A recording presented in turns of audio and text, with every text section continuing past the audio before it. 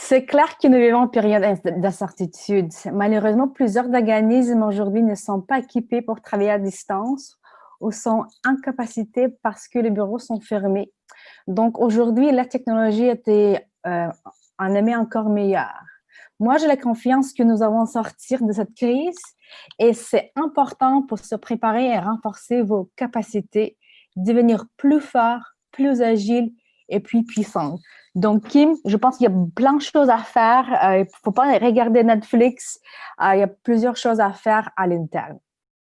Donc, aujourd'hui, je voudrais vous parler de ce que vous pouvez faire pour renforcer votre profil tech. Donc, c'est quoi le profil tech puissant? Pour commencer, la première chose que vous devez, la première question que vous devez vous poser, est-ce que mes systèmes TI sont accessibles facilement, sans tenir compte tenu de lieux physiques? Aujourd'hui, les PDG dirigent les entreprises à partir de leur téléphone mobile. Je ne parle pas de courriel. Ça, c'était pertinent en 2005. Je parle des rapports annuels, informations détaillées sur vos donateurs, sur vos bénévoles, sur vos bénéficiaires. Capacité de continuer les opérations n'importe où, c'est maintenant la norme. Aujourd'hui, cloud, c'est plus la nouveauté, c'est la norme et c'est essentiel comme on voit. Les organismes qui sont attachés à leurs solutions installées sur l'ordi, dans le bureau, sont à risque. Numéro 2, une autre norme importante, c'est avec d'autres outils et d'autres solutions que vous avez. Nous avons toute notre base de données, clients, donateurs, clés, comme nous avons Salesforce, Zoho, HubSpot, Giftworks, DonorPerfect, Prodon. Il y en a beaucoup qui utilisent Access encore. Il y en a d'autres qui utilisent les fichiers Excel. Nous avons également nos plateformes de courriel comme Gmail, Outlook, Yahoo. Il y a aussi MailChimp, comptabilité comme QuickBooks en ligne, le Sage 50, le Xero, il y en a d'autres. Nos revenus rentrent via Canadon, PayPal, Stripe, Eventbrite, Samplic, par chèque. Donc, tout ça, il y a beaucoup de plateformes que nous utilisons tous les jours. Selon notre expérience, un organisme moyen utilise 7 à 10 outils différents pour accomplir la mission. Et la plupart du temps, ces outils, malheureusement, ne se parlent pas et sont en silo. Et cela veut dire qu'il y a beaucoup d'activités, export, import, beaucoup de ce qu'on s'appelle le massage et chirurgie de données, beaucoup de transactions qui sont saisies à la main. Mais moi, je pense que c'est une perte de temps incroyable. Cela impacte votre agilité et flexibilité. Donc, aujourd'hui, les attentes sont que les solutions sont connectées. C'est possible, c'est accessible et c'est essentiel. Numéro 3, OK, vos solutions sont cloud et ils sont connectés. MailChimp parle avec votre Zoho ou notre CRM. Vos livres de comptabilité sont connectés. Maintenant, nous rentrons dans la zone qui change la donne. Ici, nous parlons des automatisations. Ça veut dire que si X a le roi. Exemple, la mise des ventes du billet du gala est envoyée à l'équipe automatiquement. Ça veut dire que quand vous avez un grand événement, c'est important de voir le niveau des ventes. Mais en général, on rentre dans notre Samplic ou d'autres systèmes, Eventbrite, pour regarder où est-ce qu'il est rendu. Mais si on avait ce rapport automatiquement à tous les jours quand nous avons un grand événement. Un autre exemple, les tâches pour faire le suivi avec nos donateurs sont cédulées automatiquement. Donc, le processus de suivi avec les donateurs peut être automatisé et personnalisé selon le profil de chaque donateur. Ça, c'est automatisation. Et là, numéro 4, le plus puissant, c'est intelligence artificielle. Maintenant, les algorithmes sont disponibles pour tout le monde. C'est possible de prévoir qui fera la don et quand. Et ça nous permet d'attraper ceux qu'on est en train de perdre. Donc, c'est les algorithmes qui peuvent nous identifier les donateurs qui sont en risque de perte et faire un suivi et communication ciblée.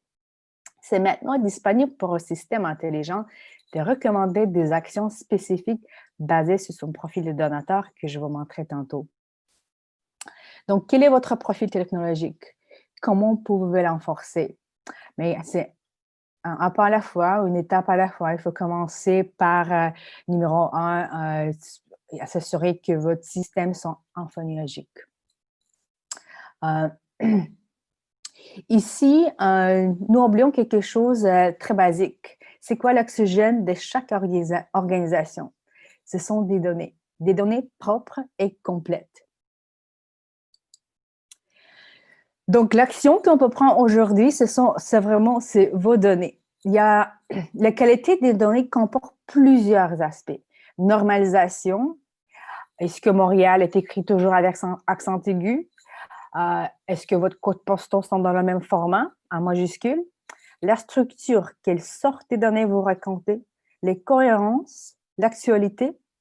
Et aujourd'hui, j'aimerais passer un peu de temps sur un aspect qui est très important, qui est la complétude. Trop souvent, nous voyons des gros trous dans les données de nos clients. Et c'est malheureux. Les données sont notre meilleur ami et nous ne les recueillons pas auprès de nos donateurs, nos bénévoles, nos bénéficiaires. Et c'est critique.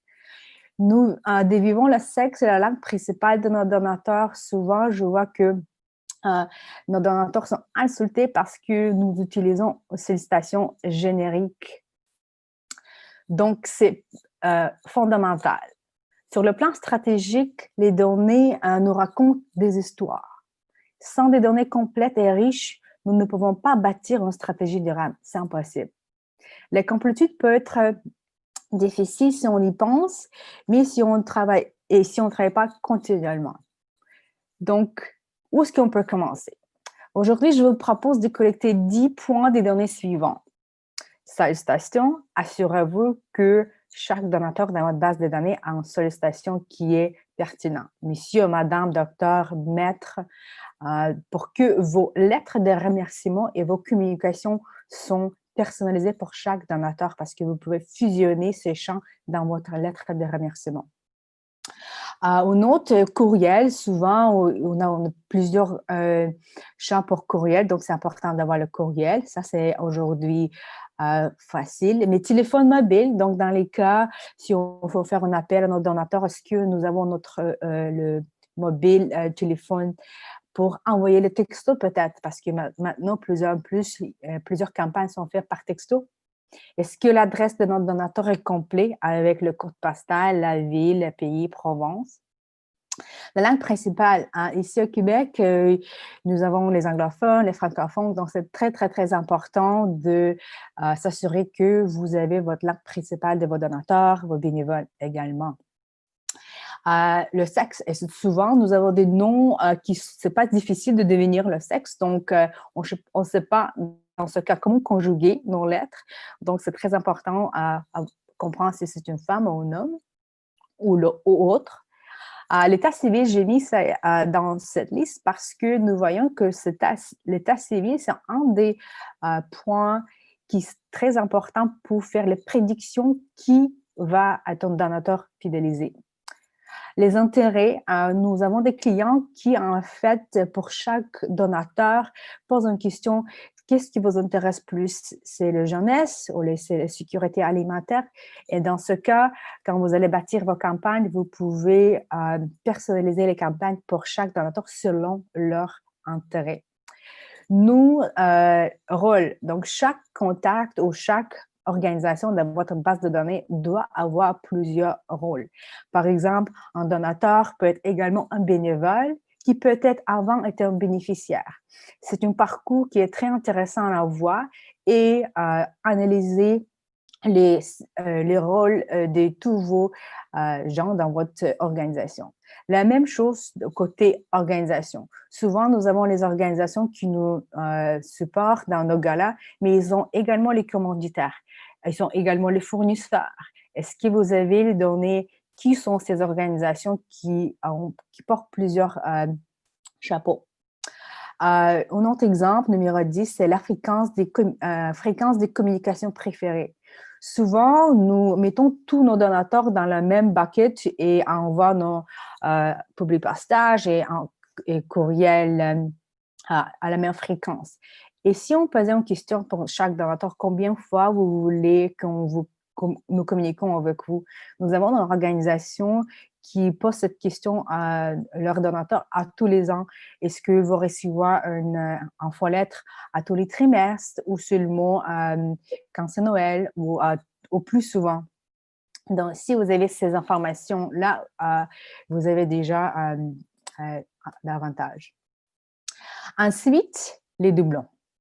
Les doublons sont fatigants, sont frustrants, mais il faut, nous devons les gérer. Il n'y a pas de choix.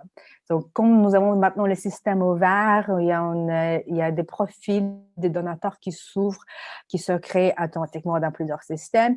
Et ce qui est important ici, c'est vraiment d'avoir une stratégie. Avez-vous des règles de logique qui vous permet d'identifier vos doublons et un processus de fusionnement?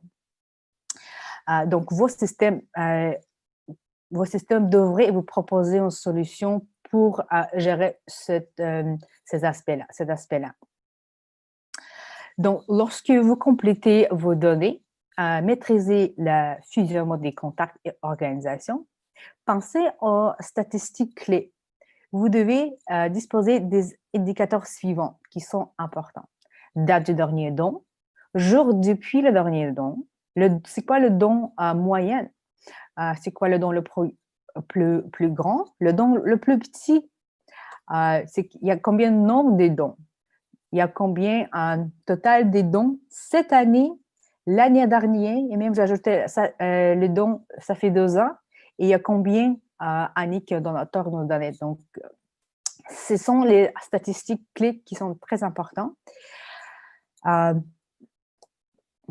Au niveau plus élémentaire, vous savez combien demander à chaque donateur utilisant ces statistiques. Je vous donne un exemple. Si mon don moyen est de 150 $, je ne devrais pas recevoir des sollicitations pour 50 $, parce que dans ce cas, vous laissez l'argent sur la table. Mais au contraire, si mon don moyen est de 10 $, je serai offensée si vous me demandez 100 $.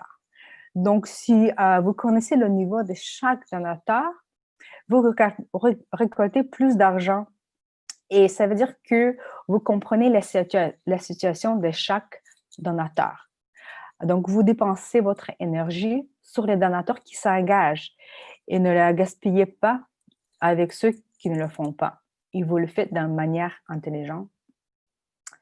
Ce que je dis, c'est peut-être pas la nouvelle pour plusieurs d'entre vous, vous le savez déjà, vous le savez déjà, et plusieurs d'entre vous le font. Mais aujourd'hui, je voudrais vous montrer comment on le fait dans Salesforce.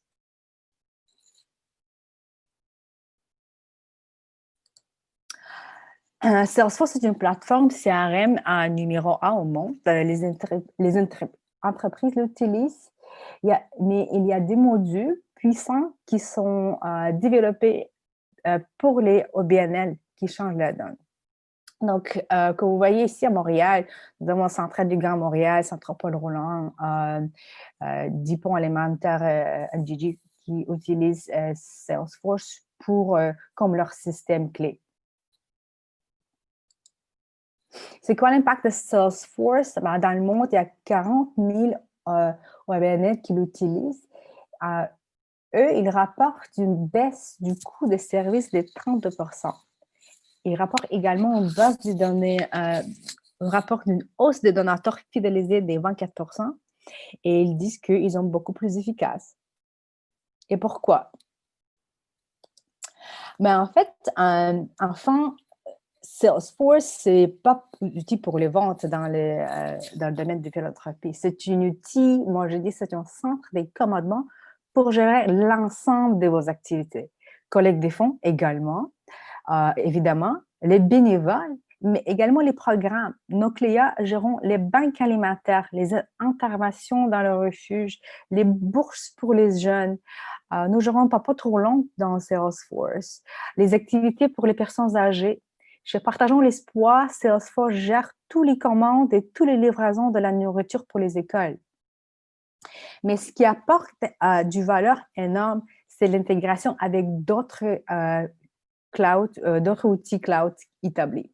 Par exemple, nous allons montrer Samplic, comment Salesforce fonctionne avec Samplic. Mailchimp, Eventbrite, Canadon, ça s'intègre avec vos Gmail et Outlook, SurveyMonkey, presque tous les formulaires en ligne. Donc, si vous utilisez Google Form, JotForm, Gravity Form, autre forme, si c'était en ligne, et si c'est bien établi, sécuritaire, c'est connecté avec Salesforce.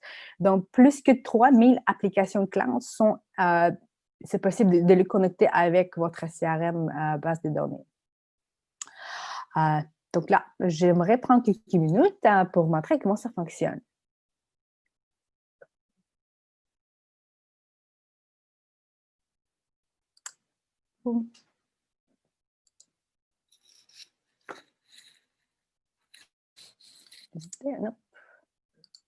Et voilà.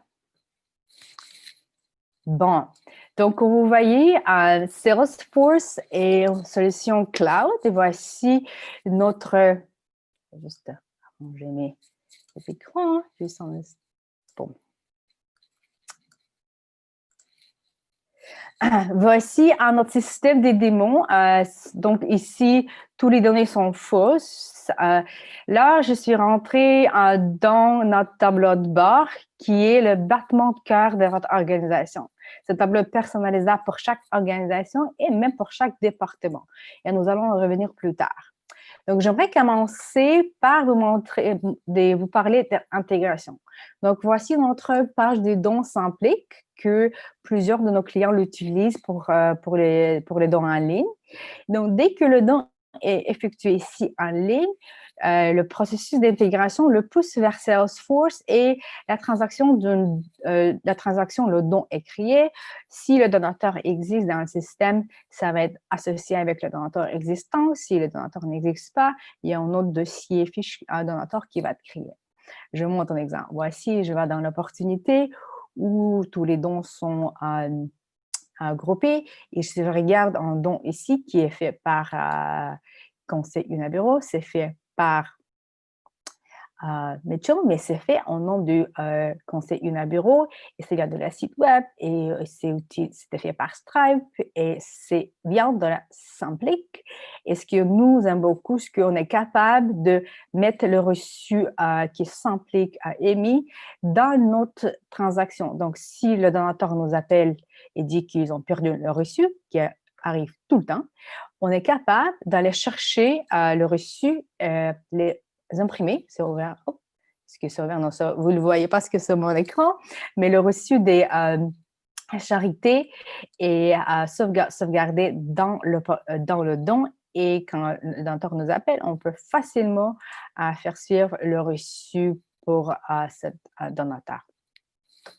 Bon, maintenant, je vais vraiment montrer rapidement, voici comment ça fonctionne dans Salesforce. Salesforce, c'est une plateforme connectée et la force, c'est les liens entre les dossiers. Là, je suis sur le compte des conseils Unaburo. C'est une organisation. Comme vous voyez ici, Salesforce nous propose et surveille si nous créons nos doublons. Et s'il y en a, il va nous proposer de fusionner soit les contacts ou le compte. Voici l'information sur l'organisation, la carte qui est propulsée par Google. Donc, complétion des données, ça va être facile parce que Google nous propose comment on complète l'adresse en fait. Voici les statistiques sur organisation, donc du premier don à la meilleure année de don. Donc, il y a beaucoup de statistiques et les gens comme Kim peuvent facilement bâtir les campagnes intelligentes et personnalisées s'ils ont les statistiques comme telles à leur disponibilité pour faire les campagnes ciblées. Ici, nous avons nos statuts d'organisation et tous les contacts qui sont associés. Les dons qui sont effectués sont toujours reliés à une fiche organisation et je peux suivre toujours les liens pour aller chercher et consulter d'autres dossiers. Donc, voici, je suis dans le compte de Mme Bouchard. Et comme vous voyez ici, j'ai les détails d'un contact et je vais vous montrer, comme on en a parlé tantôt, des qualités de données. Voici, j'ai une note des qualités de données pour la fiche de Sylvie Bouchard.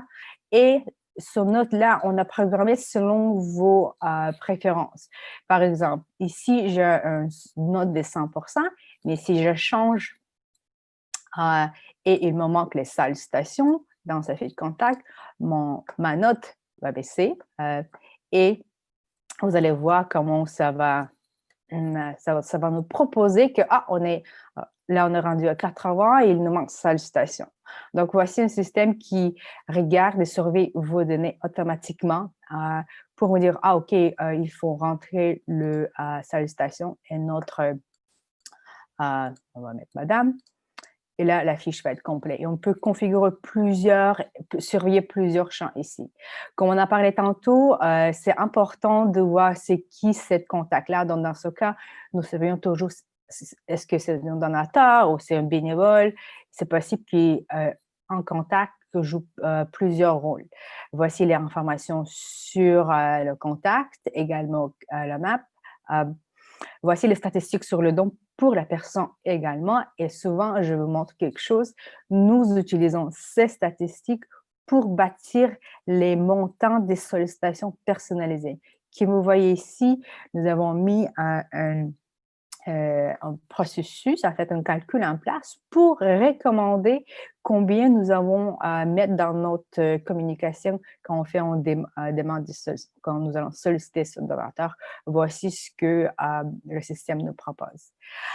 Dans Salesforce, on est capable de suivre l'influence des donateurs. Ça veut dire que si nous avons un donateur qui ne peut-être donne peu ou pas beaucoup comme personne privée, mais super fait beaucoup de démarches comme un contact principal au nombre d'organisations, vous allez voir toutes les statistiques dans Influence.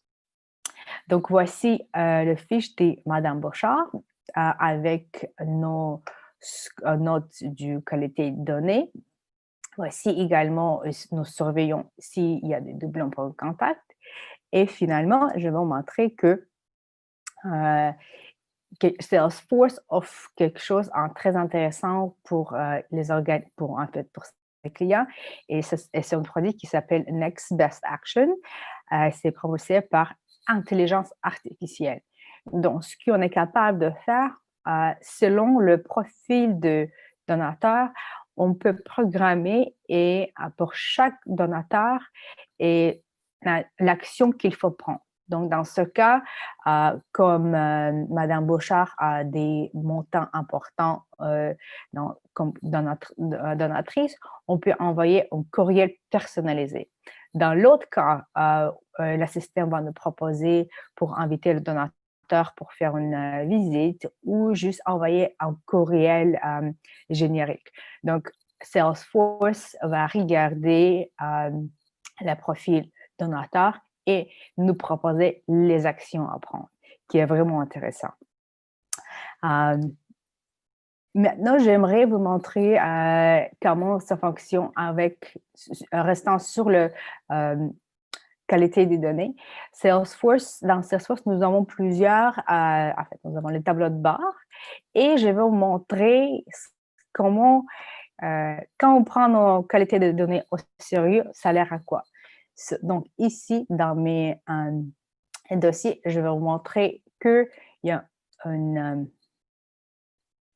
tableau de bord sur nos qualités des données.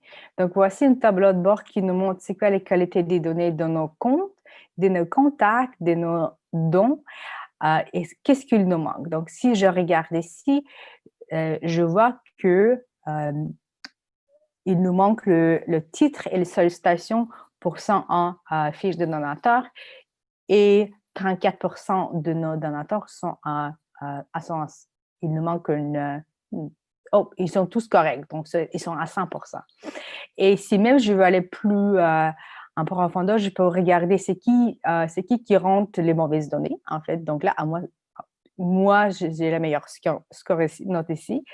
Donc, on peut cliquer sur le rapport qui est relié et voir c'est quelle fiche de donateur qu'il faut corriger.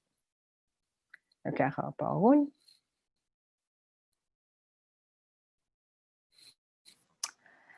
Donc, voici mon rapport.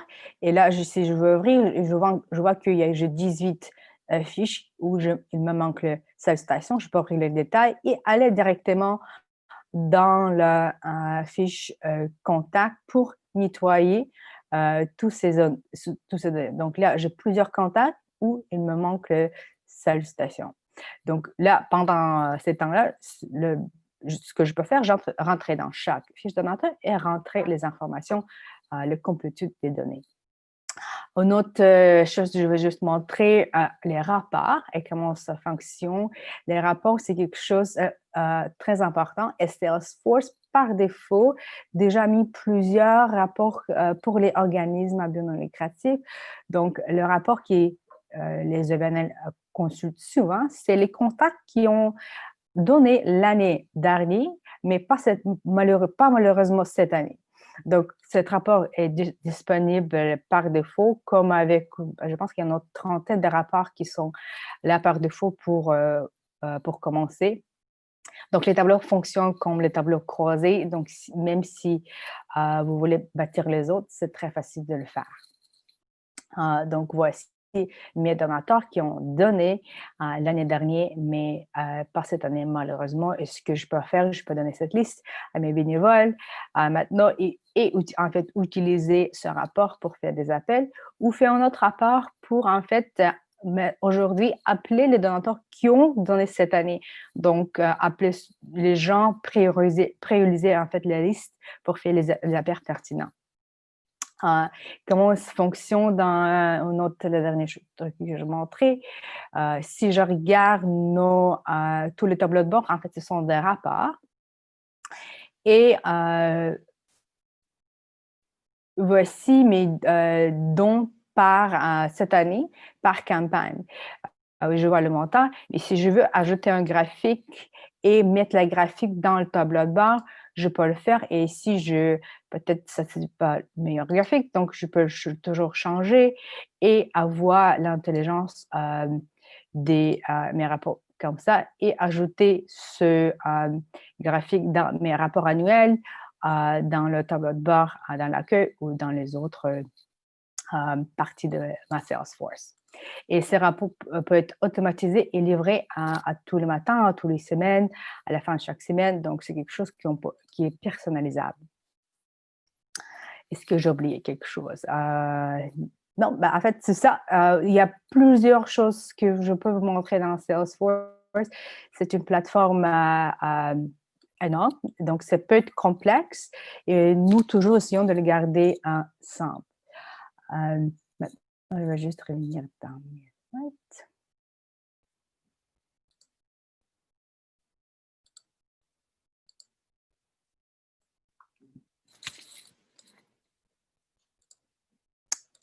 Qu'on a fait.